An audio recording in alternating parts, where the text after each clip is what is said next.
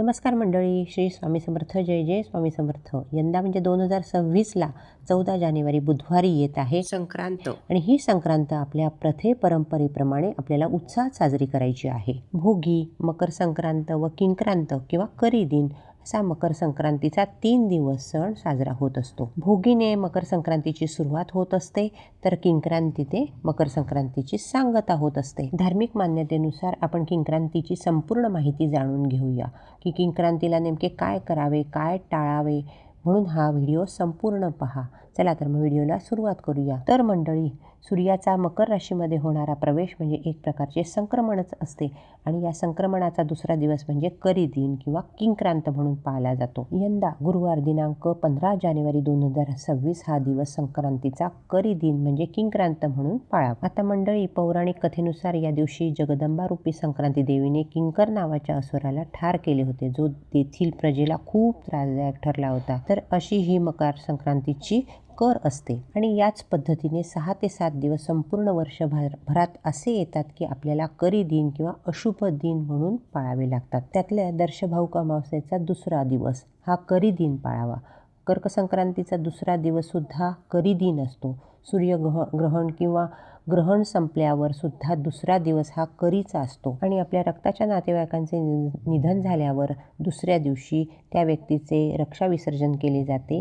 तो दिवस सुद्धा करी दिवस पाळला जातो. त्यानंतर होळीचा दुसरा दिवस, भूताशनी पौर्णिमेचा दुसरा दिवस, तर त्या दिवशी सुद्धा वीर नाचवण्याची पद्धत आहे. तर त्या दिवशी सुद्धा होळीची करच असते. त्याशिवाय दक्षिणायनाचा दुसरा दिवस आणि उत्तरायणाचा दुसरा दिवस सुद्धा करी दिन म्हणून पाळतात. यालाच आयन करी दिन असे सुद्धा म्हणतात. पंचांगामध्ये सुद्धा किंक्रांतीचा उल्लेख हा शुभ कार्यामध्ये अजिबात केला जात नाही, म्हणून किंक्रांतीला काही नियमांचे पालन करावे लागते की या दिवशी कोणत्याही चांगल्या कामाची सुरुवात आपल्याला करता येत नाही. जसे की आपल्याला त्या दिवशी जर गृहप्रवेश करायचा असेल, वास्तुशांती करायची असेल तर किंवा एखाद्या व्यवसायाची सुरुवात करायची असेल तर ती सुद्धा या दिवशी करता येणार नाही. जागेचे भूमिपूजन करायचे असेल, एखाद्या गोष्टीचे उद्घाटन करायचे असेल, एखादा नवीन व्यवसाय सुरू करायचा असेल तर या सगळ्यांचं उद्घाटन आपल्याला या दिवशी करता येणार नाही. म्हणजेच काय, तर या दिवशी आपल्याला सत्यनारायणाची पूजा सुद्धा करता येणार नाही. लहान मुलांचे जावळ असेल, मुंज असेल, नामकरण विधी असेल किंवा गरोदर बायकांचं डोहाळ जेवण असेल, ओटी भरण असेल तर ते या दिवशी अजिबात करत नाही.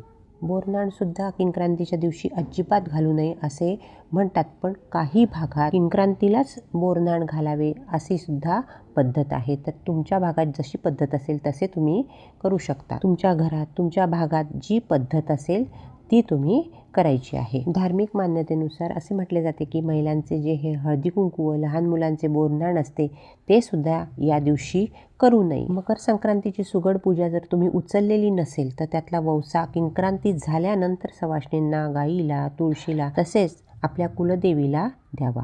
पण किंक्रांत हा दिवस त्यासाठी अजिबात योग्य नाही. किंक्रांतीला संक्रांतीचे सुगड अजिबात पाहत नाही असं म्हटलं जातं. संक्रांतीच्या दिवशी ती पूजा काढून घेतली नसेल तर ती आहे तशीच आपण झाकून ठेवायची आहे. आता यानंतर असा प्रश्न पडतो की या सुगडांचं करायचं तरी काय? तर रथसप्तमीसाठी आपल्याला एक सुगड लागत असते. सूर्यनारायणाच्या पूजेसाठी थोडेसे दूध उतू घालावे लागते, तर तुम्हाला त्यातील एक सुगड कामाला येते. बाकीचे तुम्ही सांभाळून ठेवू शकतात. दिवाळीच्या दिवसांमध्ये धनत्रयोदशीला सुद्धा हे सुगड उपयोगाला येते आणि पुढे नंतर उन्हाळा सुरू झाला की आपल्याला त्यात दही लावता येतं, पक्ष्यांना पाणी भरून ठेवता येतं. थंडीच्या दिवसात तर या सुगडात चहासुद्धा पिऊ शकतो. मातीच्या भांड्यातला चहा खूप सुंदर लागतो किंवा या सुगडात आपण चहासुद्धा बनवू शकतो. त्याचबरोबर आपल्याला बऱ्याचदा सर्दी होते, तर मग यासाठी सुद्धा आपल्याला हळदीचा काढा बनवायचा असेल तर तुम्ही या सुगडात बनवला तर अतिशय सुंदर चवीचा हा चहा तयार होतो आणि आपल्या घशाला आणि सर्दीला लवकर आराम पडतो. आणि शेवटी मातीचं भांडं असल्यामुळे त्यात कोणताही पदार्थ बनवला तर तो उत्तमच होतो. आता मंडळी, एक गोष्ट लक्षात ठेवायची आहे की किंक्रांतीला कोणाच्याही घरचे आपल्याला अन्न ग्रहण करायचे नाही आहे, की ज्याला आपण परान्न म्हणतो ते आपल्याला खायचं नाही आहे.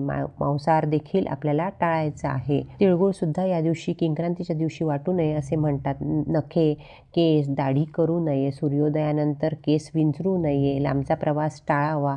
मातीच्या चुली किंवा सारवणाचे घर असेल तर त्या दिवशी कोणत्याही प्रकारचे आपण सारवण करू नये. अंगणात सुद्धा शेणाचा सडा टाकणे टाळावे. या दिवशी शेणात हात घालणे सुद्धा वर्ज्य मानलं जातं. तसेच तुळशीची पाने किंक्रांतीच्या दिवशी अजिबात तोडू नये. घरात शांतता व संयम ठेवावा, नाहीतर वर्षभर कटकटी होतात. आपल्या तोंडावर खूप संयम ठेवायचा आहे. एवढे केले तरी खूप झाले. करीच्या दिवशी जो कटकट करतो, किरकिर करतो, करकर करत असतो, त्याला वर्षभर पाठीमागे कटकट लागते असे म्हणतात. तर हा दिवस आपल्याला अतिशय चांगल्या पद्धतीने घालवायचा आहे. दक्षिण भागात किंक्रांतीचा दिवस मुट्टू पोंगल म्हणून साजरा होतो. या दिवशी बैलांना स्नान घालून त्यांच्या गळ्यात फुलांच्या माळा घातल्या जातात.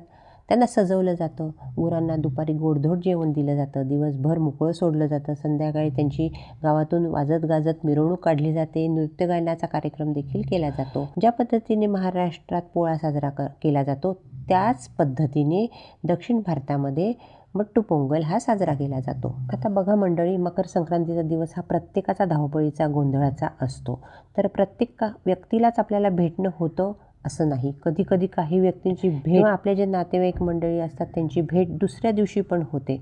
पण किंक्रांतीला कुणालाही तिळगुळ वाटण्याची चूक करू नका.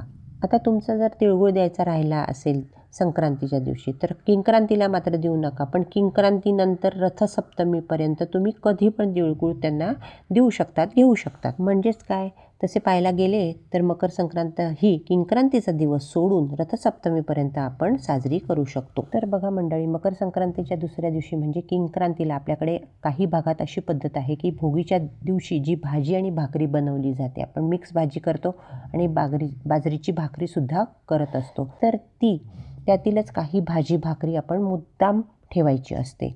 म्हणजेच बनवतानाच आपण थोडी भाकरी जास्त बनवायची आहे आणि थोडी भाजीसुद्धा आपल्याला जास्त करायची आहे. आणि ही उरलेली भाजी भाकरी या बोळक्यांमध्ये झाकून ठेवली जाते व ही शिळी भाजी भाकरी किंक्रांतीला खाण्याची पद्धत आहे. ज्यांच्याकडे हे शिळी भाकरी आणि भाजी खायची पद्धत आहे त्यांनी ते करावं. पण ज्यांच्याकडे ही पद्धत नाही त्यांनी किंक्रांतीच्या दिवशी काय करायचं तर घावण करता येईल. उत्तप्पे, धपाटे, थालीपीठ असे पदार्थ करता येतात. यालाच आपण कर उलटणे असे म्हणतो. आता काही पर्यायसुद्धा आहेत. त्यात धिरडं करता येतं, मुगाचे डोसे करता येतात, मिक्स धान्यांचा उत्तप्पा करता येतो, गव्हाच्या पिठाचे धिरडे, असे काही पदार्थ आपण करू शकतो. आता आपण किंक्रांतीच्या दिवशी काय वर्ज्य करावं ते पाहिलं तर आपण किंक्रांतीच्या दिवशी काय कामं करू शकतो, काय सेवा करू शकतो हे आता बघूया. तर किंक्रांतीच्या दिवशी आपल्याला दररोजची पूजा नित्यनियमाप्रमाणे जसे आपल्या देवघरातील देवांची आपण रोजच्या रोज पूजा करत असतो त्याचप्रमाणे किंक्रांतीच्या दिवशी सुद्धा ही पूजा व्यवस्थित आपल्याला करायची आहे. यामध्ये आपल्याला कुलदेवीचे नामस्मरण करायचे आहे, कुलदैवताचे नामजप करायचा आहे, गुरूंचा नामजप करायचा आहे. गीतेतील आपण 15वा अध्यायसुद्धा वाचला तर खूप लाभदायी ठरतो. तर मंडळी, काही लोकांना या किंक्रांतीची खूप भीती वाटत असते. जर तुमच्या मनात भीतीचं साम्राज्य असेल तर ही भीती घालवण्यासाठी नामस्मरण करायचं आहे. तर मंडळी, किंक्रांतीच्या दिवशी काही कामे आवर्जून केली आणि काही कामे वर्ज्य केली तर किंक्रांतीच्या दिवसाला घाबरण्याचं काही कारण नाही. तर मंडळी, मी किंक्रांतीची थोडक्यात माहिती देण्याचा प्रयत्न केला आहे. मला खात्री आहे की या माहितीचा तुम्हाला नक्की फायदा होईल. व्हिडिओ आवडला तर नक्की लाईक करा आणि चॅनलला सबस्क्राईब करा. धन्यवाद.